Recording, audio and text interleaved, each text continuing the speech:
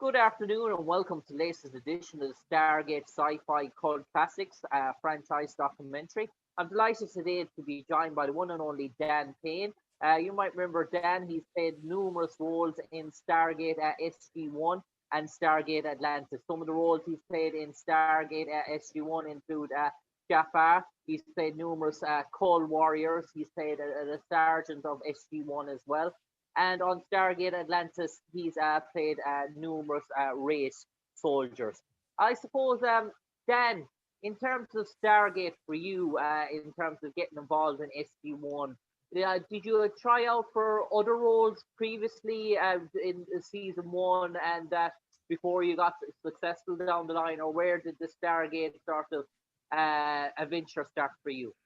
Well, Stargate was always a staple of Vancouver and a wonderful opportunity for a lot of Vancouver actors to get work. And I had auditioned a couple of times, but I went into audition for Peter DeLuise and for a different role. And he saw my physicality and realized I had a professional athlete background. And this role that he had thought of me for was fairly physical. It turned out to be the Kull Warrior.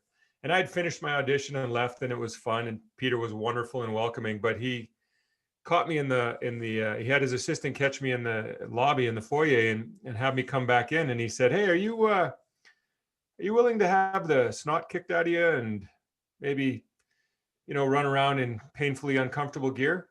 And of course I said yes, and there was born the Kull Warrior. So that was my first foray into like the big sort of longer standing role in Stargate, which was amazing. And I thank Peter DeLuise and all of the Stargate people for letting me come and play that role. That was amazing.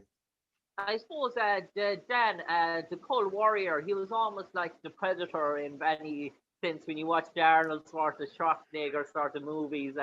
You sort of remember the Predator coming through the forest, hunting down his sort of prey.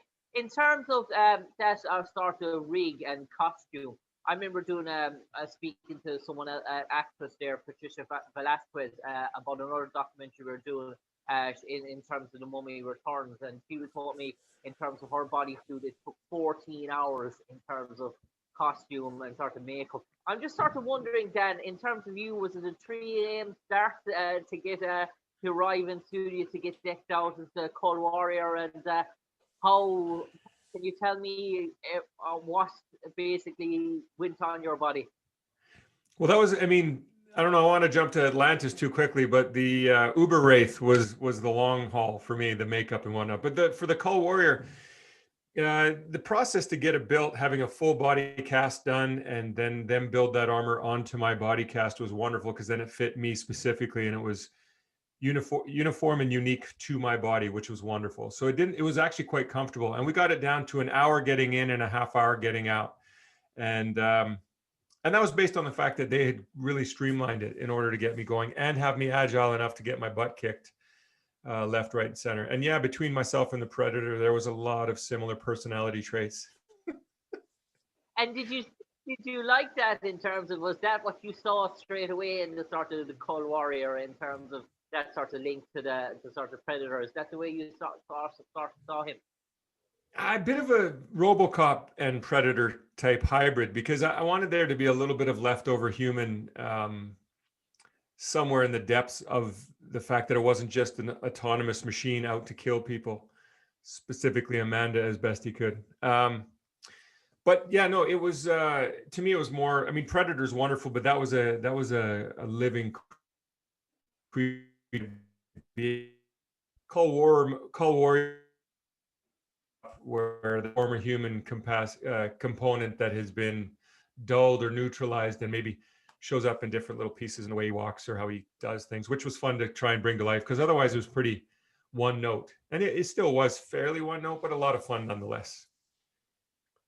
And tell us about the sort of the shooting on terms of offset locations in terms of the Cold Warrior sort of scenes. I suppose many sort of wooded sort of areas. And what was that like in terms of shooting? Did you not try very much to try and get it in one or sort of two takes? And I imagine that's difficult because you have to try and vary up so many different camera angles and get it from each and different sides. So you're in this sort of body sort of armor, plate and armor, you're trying to move around and sort of be conscious where all the cameras are and looking at the sort of in line for the camera to get the right sort of shots as well. Oh, 100%. Yeah, I don't know if somebody told you, but yeah, my eye lines were fairly difficult. I couldn't actually see between the eye lines I had out of the front of the helmet and then down under the chin were the only two things. So there's a big gap in between them. So I had to log what was ahead of me and wait till it showed up. So if I'm running, I'm like, okay, that's a big rock and there it is. And that's a tree. Okay, there it is. And try and navigate that. So there was an athletic component that sometimes the Kull Warrior wasn't as elite and agile in some takes as you get to see in the final edit. But yeah, it was a lot of fun. And we tried to minimize the takes because especially shooting on hot days, wearing a 5mm rubber wetsuit tended to overheat the human part, me, inside. I went a little bit hallucinogenic one time. Thought I saw God or an elephant in a pink tutu or something, but it went a little bit sideways. And, they cooled me off quite quickly. But again, the stunt team and everybody, directors, they were always very conscientious about making sure that I got through it quick and easy and with the least amount of damage possible. I love the challenge.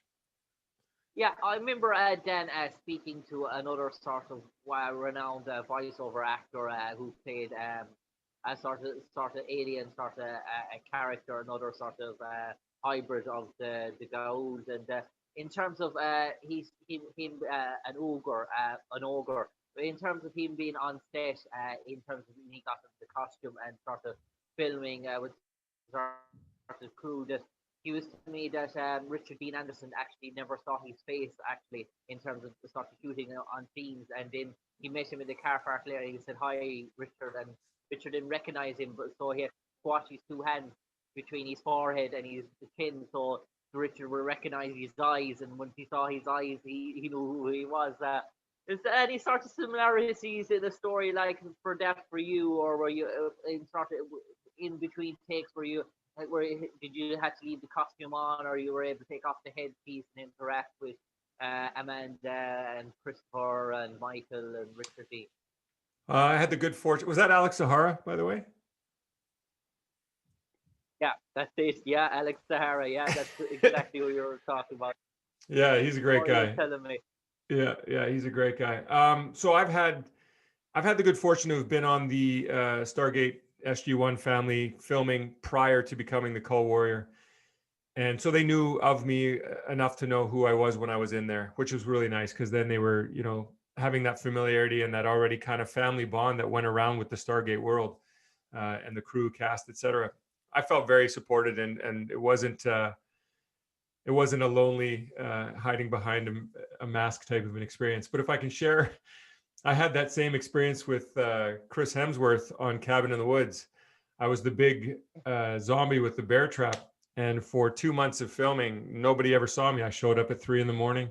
and I left after everybody was gone with the 2 hours of taking the makeup off. So come wrap party, I walked up to Chris Hemsworth. I'm like, "Hey man, it was great working with you." And he's like, "Cool. Hey, sorry, who are you?" And I had to be like, "I am here. Oh, you're okay, great." So he was very gracious once he figured out that I was the guy behind the makeup. But it's kind of cool that I didn't even recognize that he wouldn't know who I was. So I'm like, "Hey, Chris, great working with you." And he's like, "Sure, who the hell are you?" Like it happens. And I suppose, Dan, in terms of Stargate, in terms of being involved in Stargate SG1 as well, and you played a sergeant in that a role. What was it like in terms of the SG1 sort of set in terms of the gate and the assembly room and the whole sort of set design? Was it probably one of those sort of? I remember speaking to a few members of Stargate Atlantis, and they were telling me that set was absolutely amazing in terms of it came out later, and in terms of Stargate SG1, because it was so confined, they couldn't really push up the set. That it was the same set for season 1 was still there in season 7, but Stargate Atlantis was like this whole new sort of world in terms of the set. What was your findings in terms of that?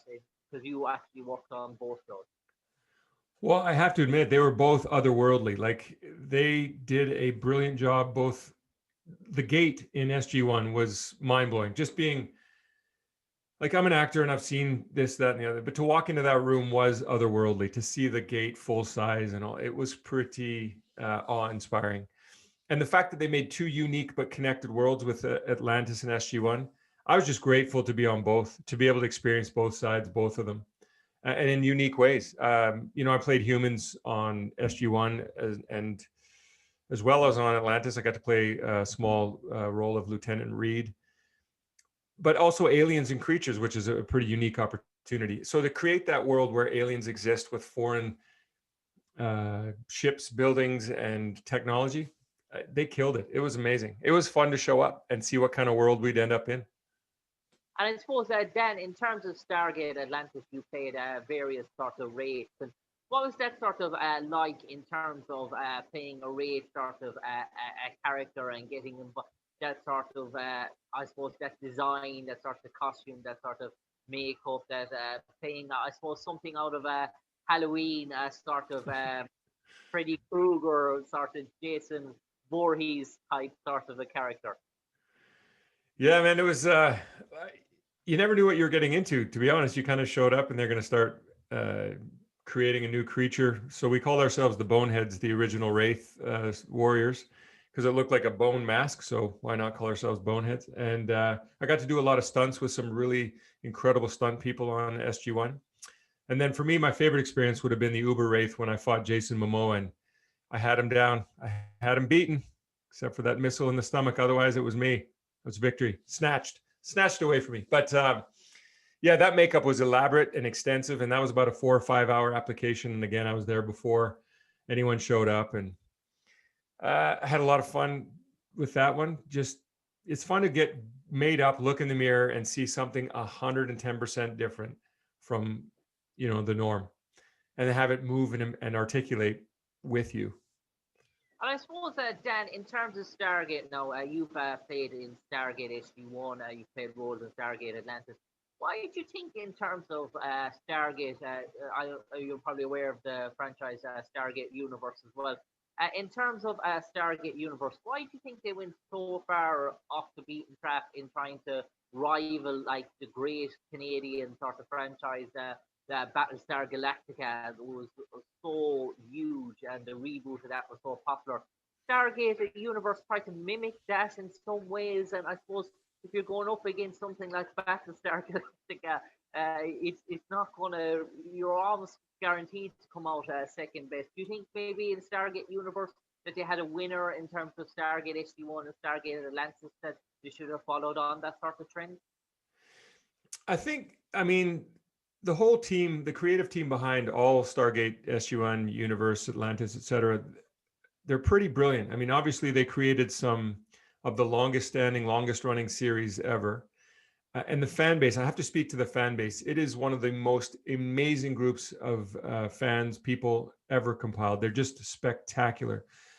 And I think that born of the easily celebrated success of SG1 and Atlantis, that they were going to branch out and spread their wings. And I don't know that they specifically tried to mimic Battlestar Galactica because it did have its own flavor and flair. I think they just tried to create a darker and more a slightly unique version because why not give, I don't know that they specifically set out to go away from the winning formula. I thought it was an extension of in a unique and slightly different way. I like the darker tones and the sort of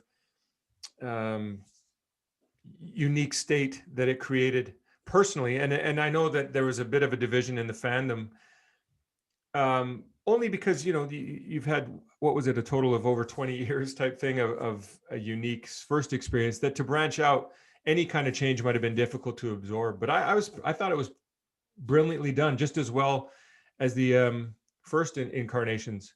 So in terms of production value and ability, maybe, because Battlestar came out and the timing wasn't the greatest. That might have been the only blemish, was that they came out at the wrong time. Otherwise, it might have had its own legs and run for a long time as well. The talent on that was phenomenal.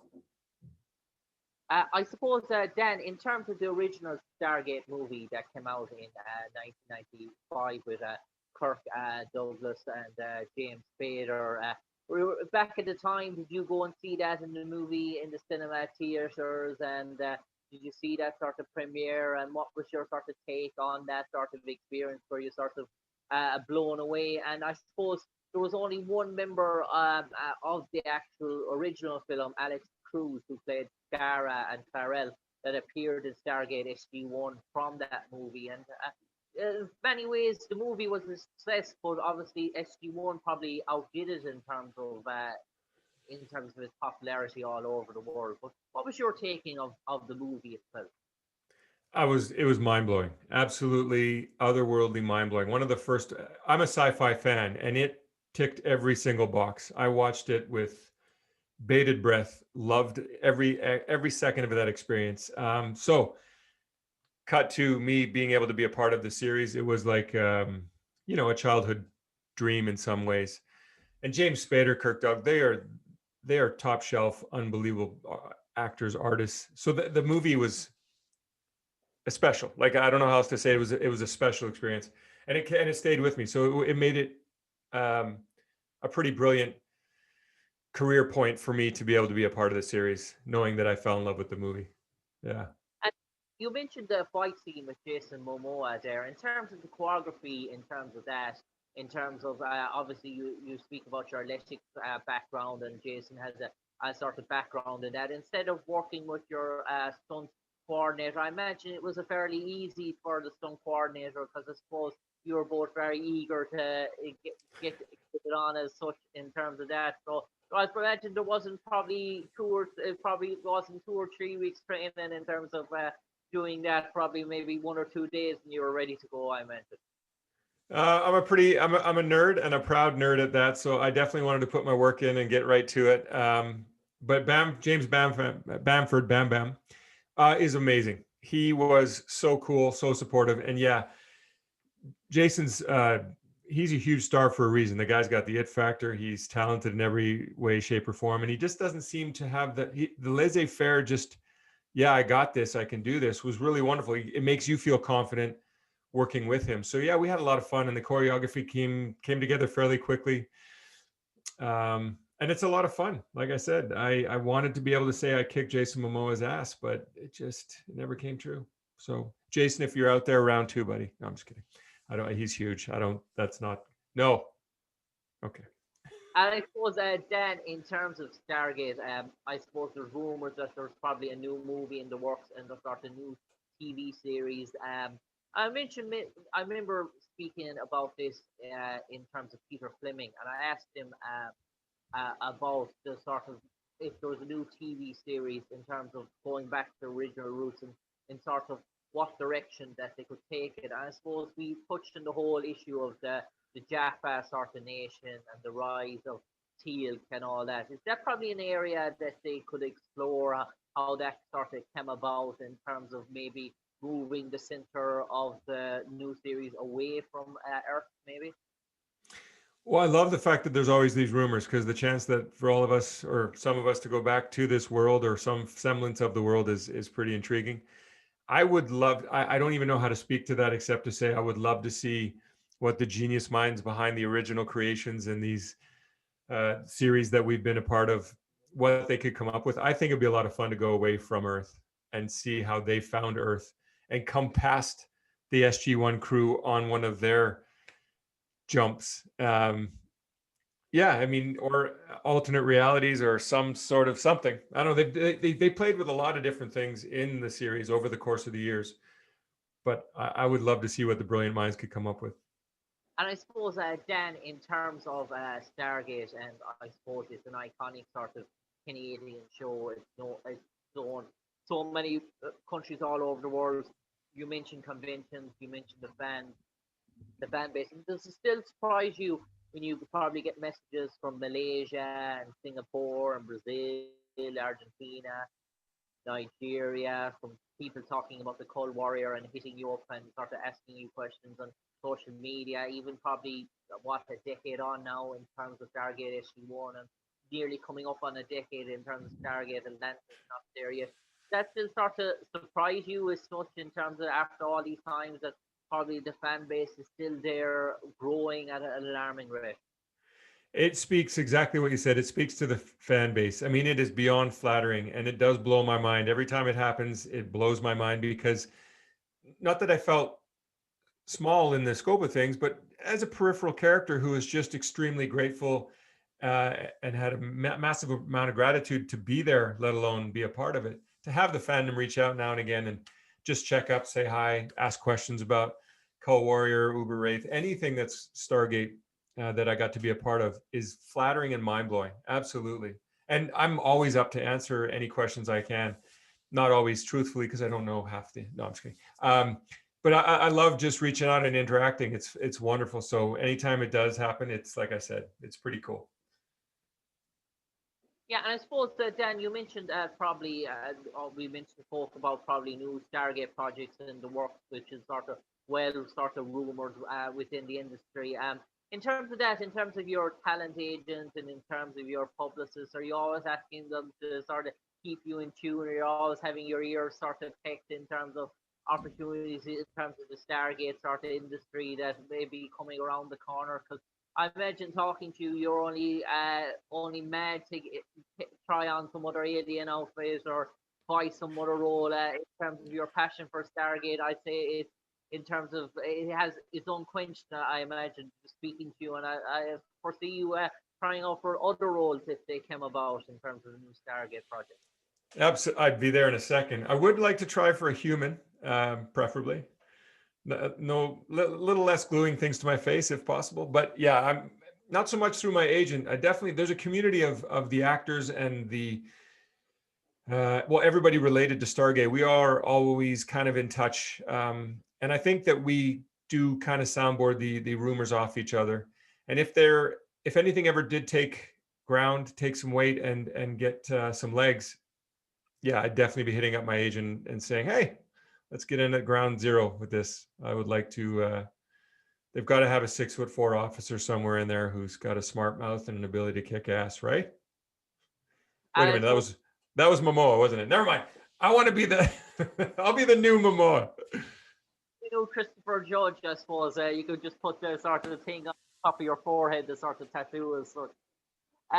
Dan, before I let you go, I suppose this is a question I round off all the sort of interviews in. Let's pretend, for example, there was a Stargate Universe dictionary, an encyclopedia as such, and we'll take one of your characters. I know you played many, but your most prominent character and probably most well-known character is the Kull Warrior, is what most people resonate with you in terms of Stargate. Let's say they put the Kull Warrior into the Stargate Universe encyclopedia, the dictionary, and they left two blank sentences underneath it in terms of its description. And they asked you, Dan Payne, having portrayed the role of the Kull Warrior, to write those two sentences to sum him up. What would you like those two sentences to read? Oof. All right, I'm gonna get the Kull Warrior is a black armored big badass who will relentlessly pursue you if he so chooses. He has limited weaknesses. Good luck finding them. On that note, Dan Payne, a pleasure with that assumption and assertion on the Kull Warrior to round up this week's edition of the Stargate Sci-Fi Cult Classics documentary. Speaking to the one and only Dan Payne, who acted and voiced various roles within the Stargate SG1 and Stargate Atlantis. Dan Payne, no doubt we'll be hearing about you in the future in terms of Stargate. Many projects in the pipeline. I'm sure you're going to be the first one on the sort of the queue anyway, queuing up to get in the doors. But for the moment, Dan, we let you go back to this sort of crazy pandemic sort of world. And Dan Payne, a pleasure talking to you today. My pleasure. Thank you very much, brother. Have a good one and stay safe. Thank you, Dan.